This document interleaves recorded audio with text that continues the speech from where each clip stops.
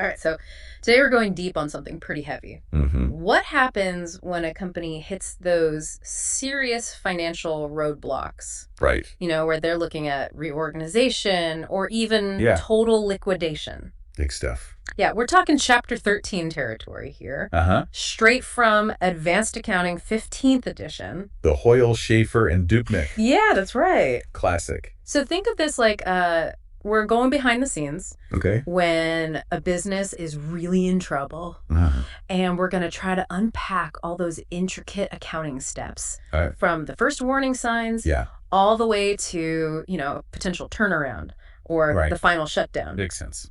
The goal is to really demystify it all. Okay. So you can grasp what's happening financially every step of the way. I like it. Now, obviously in accounting, we always start with this assumption that a business is going to keep operating. The going concern. Yeah, the going concern. It's fundamental. But let's be real. Okay.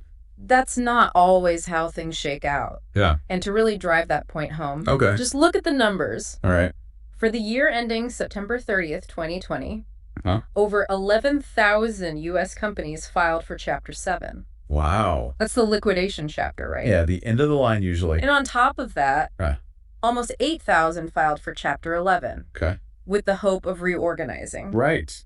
So these are huge numbers. A lot of businesses. And it highlights why we need a clear system, a legal framework for handling these situations. Right. And that's where bankruptcy laws come in. They're there to try to make things fair. Yeah, for everyone involved. For everyone. When a company just can't pay its bills anymore. Exactly. Now these laws come straight from Congress. They have the power to make them. From the Constitution. Yeah, right from the U.S. Constitution. Important stuff. And back in 1978, they passed the Bankruptcy Reform Act. That was a big one. Huge overhaul of the whole system. Yeah. And this act, it really boils down to two main goals. Right. When a company's insolvent, first, they want to make sure the company's assets are divided fairly among the creditors. You got to pay the people who were owed money. And second, they want to give the debtor a chance to start over. By wiping out some of that debt. So it's not a complete dead end. Exactly. A chance for a fresh start. I see. Now we got to remember bankruptcy.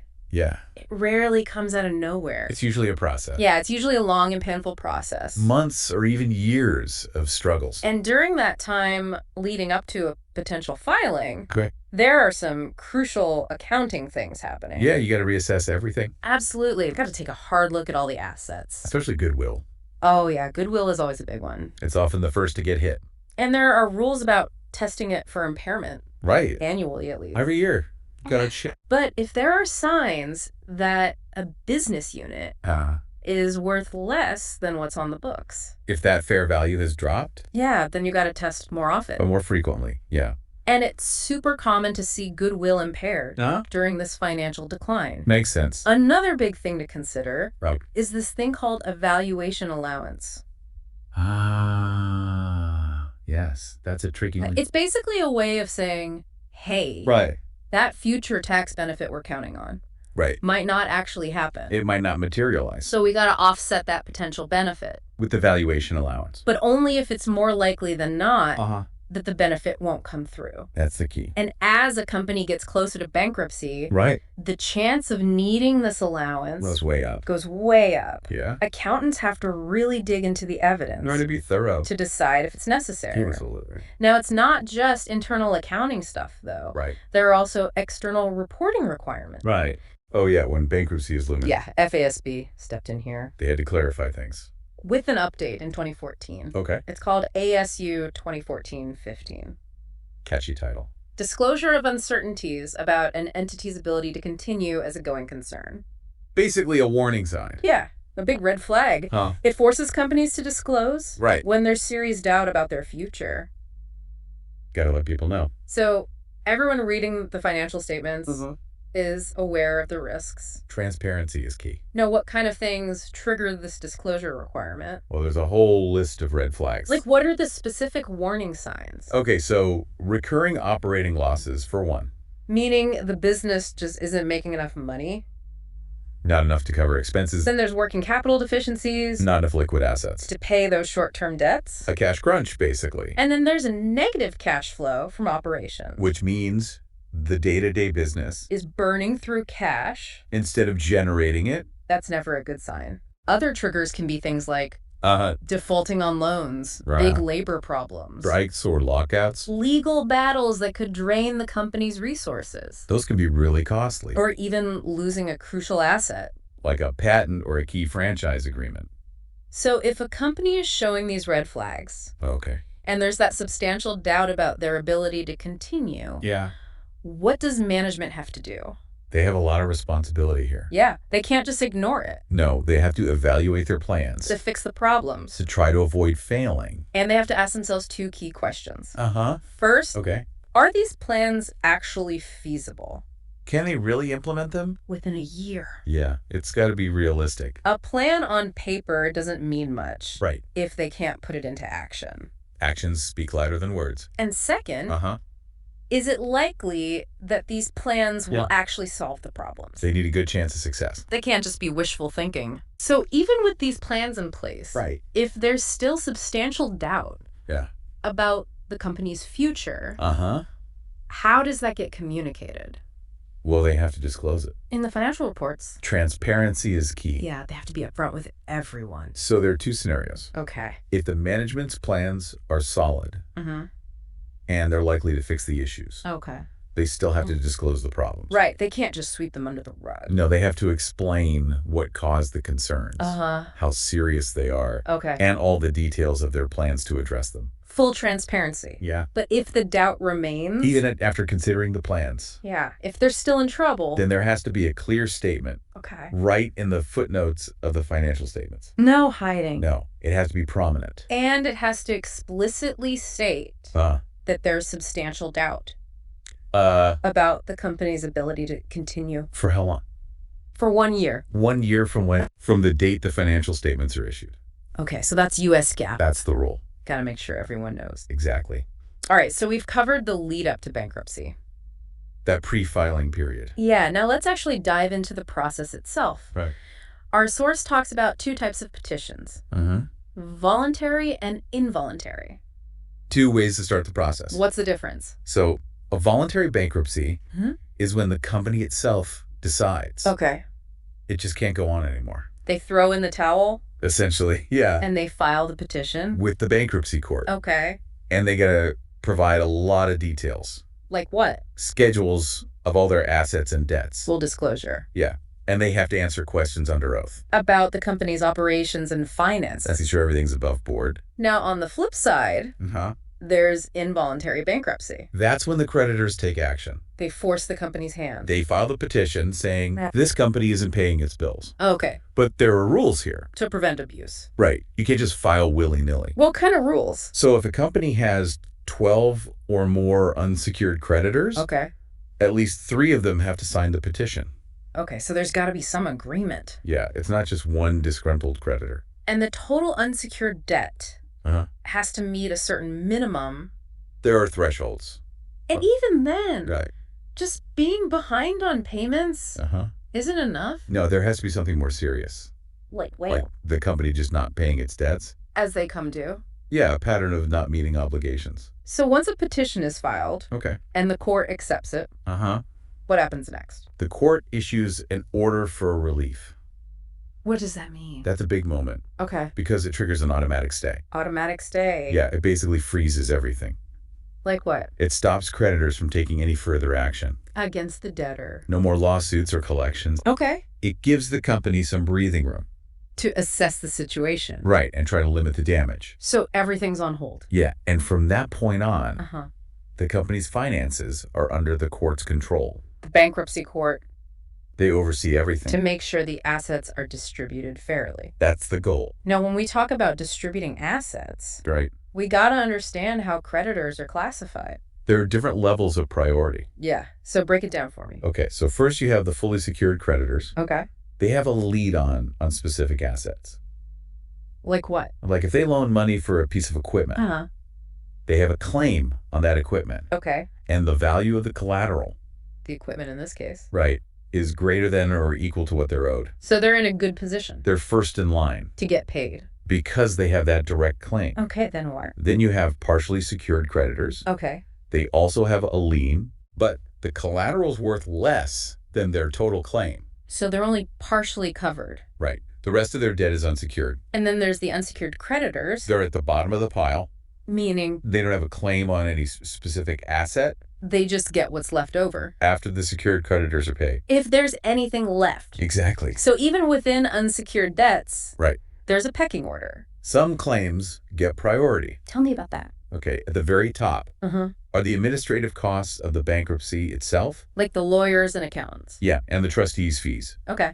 Then you have debts that come up between the filing and the order for relief. Okay. Then it's employee wages and benefits. Earned within 180 days before the filing. Right, but there's a limit per employee. Okay. Then customer deposits. Also with a limit. And finally, government claims for unpaid taxes. So everyone has their place in line. Not all debts are created equal. That's for sure. Now, our source focuses on two main chapters of bankruptcy.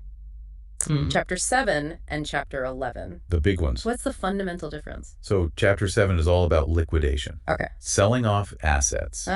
And distributing the proceeds to creditors. Based on that priority list. Exactly. It's the end of the road for the business. Okay. And Chapter 11. That's about reorganization. To save the company. Yeah, restructuring finances and operations. So it can survive. And hopefully thrive again. And the accounting. Right. It changes depending on which chapter it is. Very different approaches. Now, right at the start of either process, the debtor has to prepare a special document. It's called a Statement of Financial Affairs. What's that all about? Basically a snapshot of the company's financial condition. At the time of filing. Right. It gives everyone the information they need. Especially the unsecured creditors. They need to know what's what. To decide whether to support reorganization. Or push for liquidation. So this statement tells them how much the assets are really worth. What they could get if they're sold. And how that money might be used. To pay off debts. Now, how are assets and liabilities presented in the statement? It's different from a regular balance sheet. Yeah. How so? So assets are grouped based on their connection to secured debt. You'll see labels like pledged with fully secured creditors. Pledged with partially secured creditors. And available for priority liabilities and unsecured creditors. So it shows what's tied to which debts. Exactly. And on the liability side. They're also classified. You'll have liabilities with priority. Fully secured creditors. Partially secured creditors. And unsecured creditors. So it paints a clear picture. Yeah, of who gets paid first. Now let's focus on Chapter 7 for a minute. Okay, liquidation. Our source mentions a trustee. The court appoints someone to oversee the whole process. Right. The trustee has a lot of power. So what are their main responsibilities?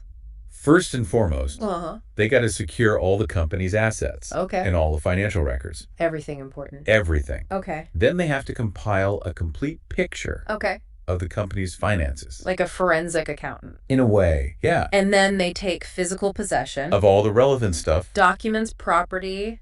They're in control. They are. And they also have this power to potentially reverse certain transfers of property. These are called preferential transfers. Like if the company tried to favor certain creditors. Right before filing for bankruptcy. Sneaky stuff. Yeah, the trustee can claw that back. To make sure everyone's treated fairly. That's the point. Now, is there anyone overseeing the trustee? Yes. There's usually a committee of creditors. They represent the unsecured creditors. They're like a watchdog group? Yeah, they work with the trustee, make recommendations, and they can raise concerns with the court. If they think something's not right. To protect the creditor's interests. So it's a system of checks and balances. Exactly. So to sum up the trustee's role, what's their core mission? Their job is to gather all the assets, keep them safe from loss or damage, then liquidate the non-cash assets. Meaning? Sell them off for cash, and then distribute that cash to the creditors in the right order of priority. They have a lot of authority. They do. They can even keep the business running temporarily. If they need to. To wrap things up. Makes sense. It's a big job. And how do accountants track all this? Well, the trustee often prepares a statement called the Statement of Realization and Liquidation. That's a mouthful. It's basically a summary of the key information about the liquidation. What kind of information? It shows the starting values of assets and liabilities. At the order for relief date. Right. And then the cash received from selling assets. The cash disbursed by the trustee. And any write-offs or new liabilities. So it's a running tally. Yeah, of how the liquidation is progressing. Now let's talk about this liquidation basis of accounting. Okay. That's a special set of rules. For companies being liquidated. It wasn't always clear-cut, though. What do you mean? Before April 2013, there weren't many standards for this. Really? U.S. GAAP was a bit vague on liquidation reporting. So FASB had to step in. They issued an update. Which one? ASU 2013-07. Okay. Introducing the liquidation basis of accounting. To provide more guidance. Exactly. They wanted consistency. So what were the main questions they were trying to answer? Okay, so first, when exactly does this special basis apply? Right. Not just any struggling company. No, it has to be a true liquidation scenario. Okay. Second, what financial statements are required? Under this basis. Third, how do you value the assets? During liquidation. Okay. And fourth, how do you report the liabilities? So it's a whole new framework. It is. So let's break those down. Right. When does a company switch to this liquidation basis? Only when liquidation is imminent. Meaning there's very little chance of anything else happening. No turning back? Pretty much. Okay. There's a remote possibility the plan could be blocked. Okay. Or the company could somehow avoid liquidation. But that's unlikely. Very unlikely. So once the liquidation plan is approved... That's usually the trigger. For U.S. GAAP. Yeah. And then they have to prepare two special statements. A statement of changes in net assets in liquidation. And a statement of net assets in liquidation. Those sound different? They are. What do they tell us? So the statement of changes, it shows how much money is expected to be left. After everything's sold and paid off? Right, the net assets available for distribution. Okay. And it tracks any changes to that amount. During the liquidation and the statement of net assets. That's just a snapshot. Okay. At a specific point in time. Of what's available for distribution. Exactly. Now, are assets and liabilities reported differently? Yes, under this basis, assets are shown at their estimated cash value. What they'll actually fetch in the sale. Right, it's not necessarily fair value. More like a fire sale price. Yeah, taking into account any liquidation costs. And liabilities. They stay at their carrying amounts. Unless something changes. Like if a debt gets settled early. Okay. But to give a complete picture, the company has to accrue estimated costs. Like disposal costs. Right, and any remaining operating costs. So they're anticipating those expenses. Exactly. Now, what about equity accounts? They're usually not even presented. Why not? Because they're not relevant to liquidation. It's all about paying off creditors. Exactly. Equity holders are last in line. If there's anything left. Right. So are there any other quirks? About these liquidation statements? Yeah, any unique characteristics? Okay, so first, even though liquidation's imminent, it can still take a long time. Over a year. Often, yeah. So they have to keep preparing these statements. Periodically. Well, not the process. To keep everyone updated. Okay, second. The old financial statements. From before the liquidation decision. Right. They're not restated. They just stay as they are. Yeah, they were fair at the time. Okay, third. The net assets in liquidation number. That's the estimated amount. Left over after everything's done. After all the assets are sold. And the debts are paid. Right, that's what's left for distribution. Okay, fourth. You might see some assets that weren't recognized before. Like what? Like internally developed intangibles. Okay. That have value in a liquidation. Makes sense. Fifth. The asset values reflect expected cash. No more depreciation or impairment? Nope. It's all about cash realization. But adjustments can be made. If new information comes up. That changes the expected value. Right. Sixth. Liabilities stay at their original amounts. Until they're settled. Right. But estimates might need adjusting. Like for warranties? Yeah. Seventh. Disposal and operating costs. Are recognized as liabilities. To show the anticipated expenses. Okay. And finally, we already said equity accounts aren't usually reported. Because they're not a factor in liquidation? Yeah, it's all about the creditors. All right, so that's the liquidation basis. A specialized set of rules. For a unique situation. Definitely. Now let's switch gears. Okay. To Chapter 11, Reorganization. Trying to save the company. It's a different animal altogether. It is. So what's the main goal here? To salvage the business. Instead of liquidating it. Right, to give it a second chance. And who's in control? Usually the existing management. Okay. They become the debtor in possession. But it's possible that creditors could take over. As part of the reorganization, right. The point is to keep the business running. With its suppliers, customers, employees. To preserve those relationships. And hopefully save jobs. It's a more optimistic approach. So how does this reorganization process work? Well, the key is the plan of reorganization. Okay. The debtor in possession has to propose it. Within a certain time frame. Yeah, within 120 days of filing. And it usually needs approval. Within 180 days. But extensions are possible. Up to 18 months if the court allows it. So what does this plan include? It can cover a lot of ground. Okay. Operational changes, raising new capital, management shakeups, and of course, debt restructuring. How the debts will be settled. Right, that's a big part of it. So who gets to vote on this plan? Both creditors and stockholders. They have a say. They do. So how does that work? Each class of creditors votes. Okay. To accept the plan. You need at least 2/3 of the dollar amount of the claims. And more than half the creditors who actually vote. Okay. And stockholders vote too. And they usually need a 2/3 majority. To approve the plan. Okay. But even if a class votes against it, the court can still confirm it. Really? It's called a cram down. Cram down. Yeah, if the plan meets certain conditions. So it can be forced through. In a way, yeah. And the court can always convert it. To a Chapter 7 liquidation. If they think reorganization's not feasible. It's a last resort. Now what about the accounting? During reorganization. It's got to be different, right? It is. There are some unique challenges. Like what? You have to separate the income and expenses from normal operations versus the reorganization transactions. How do you do that? It's not always clear cut.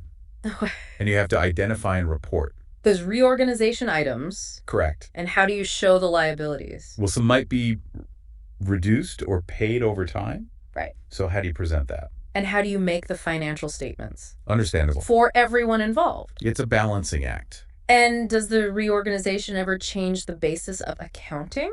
For the assets. Yeah. It can in some cases. Okay, so let's start with the income statement. How do you handle those reorganization items?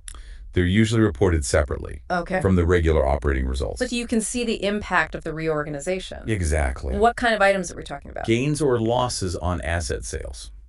If those are part of the plan. And approved by the court. Okay. And professional fees. Lawyers, accountants. Yeah, all those reorganization-related costs. Expensed as incurred. Regardless of the amount. Okay. It's different from normal capitalization rules. Interesting. Yeah. Now, what about the balance sheet? Okay. Does it change drastically? Not really. Most GAAP still applies. Okay. Because it's the same legal entity. Right. So assets stay at their book values. But for liabilities. Okay. The current non-current classification doesn't always work. For debts that are being restructured? Right. Those are often shown separately. Okay. At the full claim amount. And other liabilities? That they're classified as usual. Current or non-current. Now, what happens when a company emerges from Chapter 11? Successfully reorganized.